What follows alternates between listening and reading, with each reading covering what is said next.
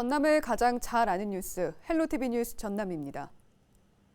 전라남도가 올해 재해 구호 기금 98%를 소진한 것으로 나타났습니다. 행정안전부 자료를 보면 올해 코로나19 사태 등으로 인해 전국 지방자치단체가 수십 년간 모아온 재난 관련 기금을 올해에만 70% 이상 사용했습니다. 전남의 경우 올해 98%의 재해 구호 기금을 썼으며 전국에서 두 번째로 가장 많이 사용했습니다. 잔액은 261억 원에서 7억 원으로 줄었습니다. 고흥군이 예비 문화도시 승인을 위한 문화체육관광부 서면 심사를 통과했습니다. 예비도시 승인은 법정 문화도시가 되기 위한 첫 관문으로 올해 41개 도시가 서면 심사에 신청했습니다.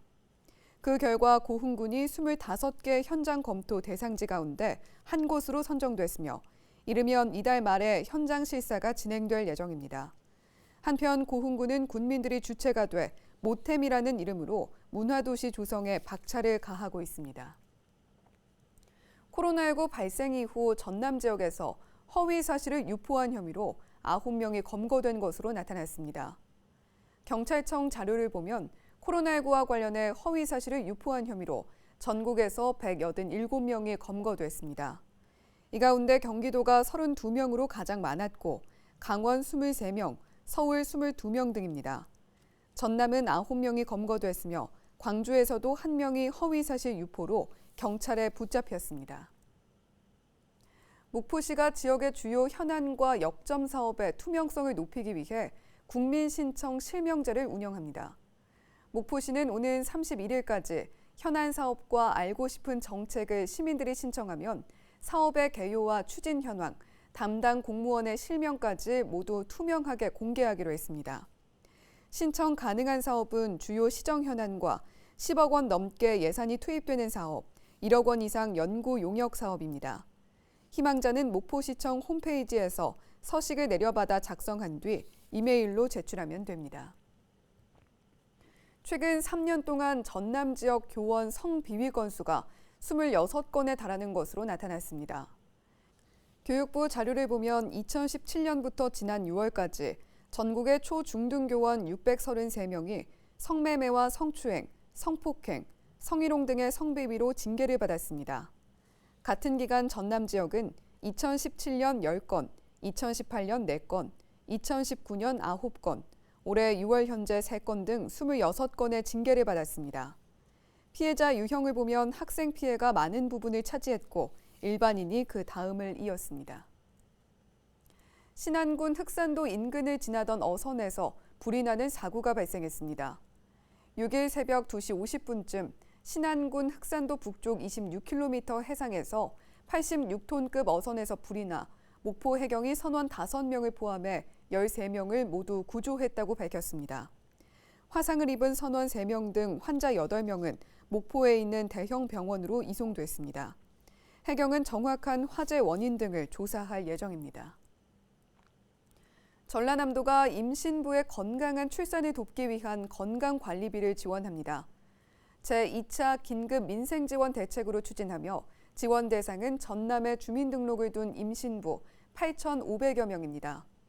신청 기간은 보건소에 등록한 임신부의 경우 6일부터 8일까지이며 보건소에 등록하지 않은 임신부는 12일부터 16일까지입니다. 건강관리비는 임신부 계좌로 14일과 22일 두 차례로 나누어 현금으로 지급하며 모두 20만 원이 지급됩니다. 자세한 내용은 해당 지역 시군보건소나 전라남도 인구청년정책관실로 문의하면 됩니다.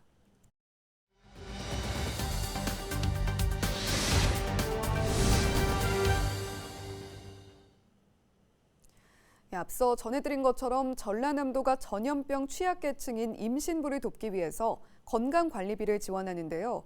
전라남도 박시원 출산지원팀장 전화 연결해서 조금 더 자세하게 이야기 나눠보도록 하죠. 예, 팀장님 안녕하세요. 네, 안녕하세요. 전라남도 출산지원팀장 박시원입니다. 예, 이번에 지원되는 임신부 건강관리비 자세한 이야기 나누기 전에 지원을 하게 된 계기는 뭔지 궁금한데요. 네, 지난해 12월부터 거의 1년간 확산 중인 코로나로 인해 도민 모두가 어려움을 겪고 계신데요. 특히 면역력이 약한 임신부는 호흡기 질환, 전염병에 취약한 고위험군에 해당됩니다. 임신부가 코로나에 감염되었을 때 태아의 기형 유발 가능성 때문에 치료약을 제대로 쓰지 못하고 고열로, 유산, 조산, 산모의 건강 악화를 겪을 확률이 높습니다. 이에 전라남도는 감염병에 취약한 임신부와 태아의 건강 증진에 도움을 드리고자 코로나 대응 2차 긴급 민생지원 대책의 일환으로 이번에 도내 모든 임신부에게 건강관리비 20만 원을 지급하게 되었습니다. 코로나19로 건강에 대한 불안감이 높아지면서 출산율이 최저를 찍을 것이다. 이런 전망까지 나오고 있는데요. 전염병 취약계층인 임신부에게 지원이 반드시 필요하겠습니다. 그렇다면 어떻게 지원이 되는 건지 자세히 설명해 주시죠. 네, 이번 사업의 지원 대상은 전남도 내 8,500명의 모든 임신부가 해당되는데요. 시군보건소에 등록을 한 임신부께서는 10월 6일부터 8일까지 3일간 도 시군 홈페이지 공지사항에 올려드린 건강관리비 신청서를 작성하셔서 관할 시군 보건소에 제출하시면 됩니다. 시군 보건소에 아직 등록하지 않은 임신부께서는 신청서, 주민등록 초본, 임신 확인서 또는 산모 수첩, 임신부의 통장 사본을 첨부해 10월 12일부터 16일까지 5일간 시군 보건소에 신청하시면 됩니다.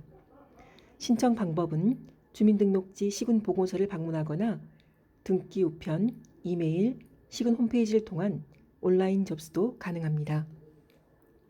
건강관리비 20만 원은 임신부 계좌로 10월 14일과 10월 22일 1, 2차로 나눠 현금으로 지급될 예정입니다. 우선 보건소에 등록이 된 임신부의 경우에는 6일부터 신청이 가능하다고 하니까요. 잊지 말고 신청하시고요. 또 살펴봐야 할 게 전남은 인구 감소로 지방 소멸 위험이 높은 지역입니다. 다양한 해결 방안이 있겠습니다만 저출생 문제가 일단 극복이 되어야 할 텐데요. 관련해서 앞으로 계획이 또 있습니까? 네, 전남도는 전국에서 인구 감소와 초고령화의 충격을 가장 먼저 겪고 있어 부족한 재정 여건에도 불구하고 타 시도보다 앞서 저출생 극복을 위한 다양한 정책을 시행하고 있습니다. 특히 내년부터는 출산율 상승의 전제 조건인 청년층 결혼 장려를 위해 만 45세 이하 청년 부부 대상으로 결혼 축하금 200만 원 지원, 셋째와 이상을 출산한 다둥이 가정에 육아용품 구입비 50만 원 지원, 신생아 양육비 1인당 50만 원으로 확대, 난임 부부 시술비 연 2회 추가 지원 등의 신규 시책을 추진할 계획입니다. 아이들이 미래다 이런 얘기 많이 하는데 저출생 극복하기 위해서는 당연한 이야기 하게 됩니다만 결국 아이나 키우기 좋은 환경 만드는 것이 가장 중요하겠죠. 오늘 말씀 감사합니다. 지금까지 박시원 전라남도 출산지원팀장이었습니다.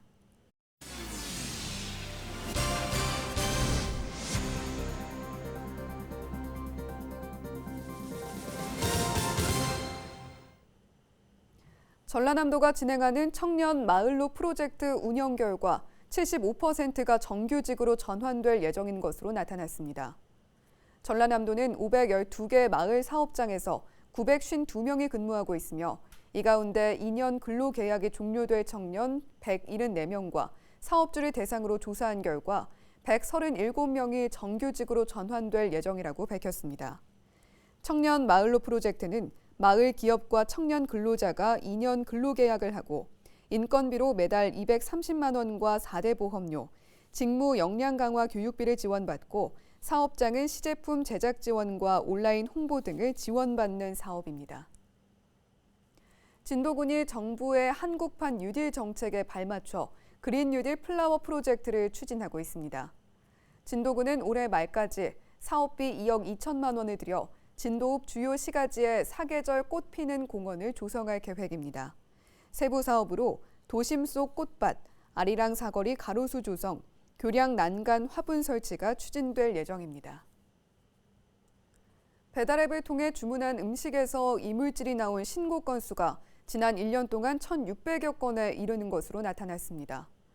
더불어민주당 김원희 의원이 식품의약품안전처에서 받은 배달앱 이물질 신고 현황을 보면 지난해 7월부터 약 1년 동안 1,596건의 신고가 접수됐습니다. 종류별로 보면 머리카락이 440건으로 가장 많았고 벌레 409건, 금속 164건, 플라스틱과 비닐, 곰팡이, 기타 이물질이 뒤를 이었습니다. 김 의원은 소비자가 배달 음식 업소의 위생 상태를 판단하기 어려운 만큼 위생당국의 철저한 관리 감독이 중요하다고 지적했습니다. 이르면 이달 안에 광양시 관광협의회가 공식 출범합니다. 광양시 관광협의회는 관광도시로의 도약을 목표로 지역 관광사업자 등으로 구성된 협의체입니다. 광양시 관광협의회 설립추진단은 오는 16일 창립총회를 열어 이사회와 임원단을 구성하고 규칙과 사업 계획 등을 논의할 계획이라고 밝혔습니다.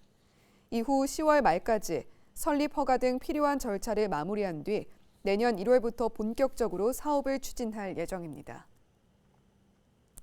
대한조선이 중형 조선소 규모에서 가장 부가가치가 높은 것으로 알려진 아프라막스급 원유 운반선 한 척을 수주했습니다.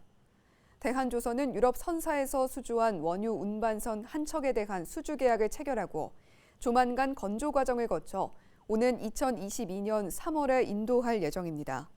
대한조선은 코로나19 사태로 선박 발주량이 감소하고 있는 상황에서 올해 선박 6척을 수주해 수주 목표의 60% 수준을 달성했습니다.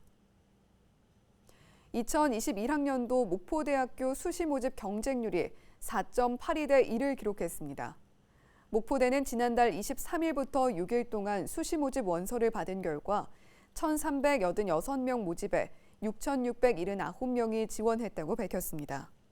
전형별 경쟁률을 보면 사회복지학과가 14.17대 1로 가장 높았고 컴퓨터 정보보호학부 10대 1, 행정학과가 9.69대 1로 뒤를 이었습니다.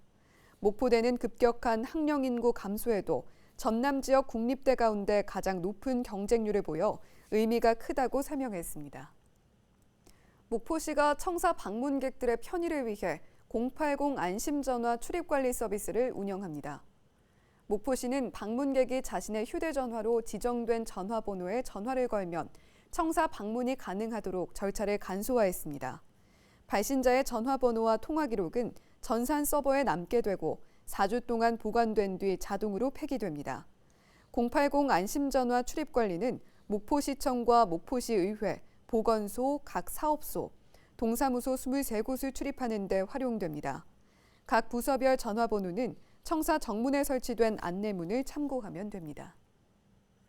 영암군 민속씨름단이 2020 추석장사 씨름대회에서 한라장사에 등극했습니다. 이번 대회에서 최성환 선수가 장사 타이틀을 획득했고 오창록 선수가 3위, 백두급 장성우 선수도 3위를 기록했습니다.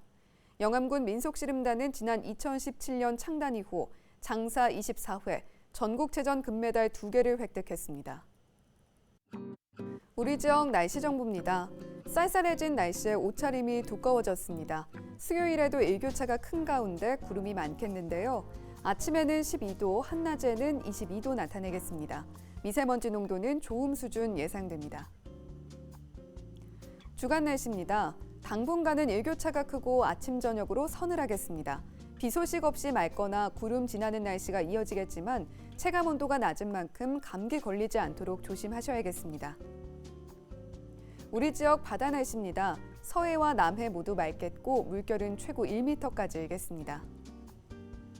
이어서 생활 날씨입니다. 날이 많이 건조해졌습니다. 이런 날씨에는 피부가 건조해지기 쉬운데요. 보습 크림 충분히 바르시면 도움되겠습니다.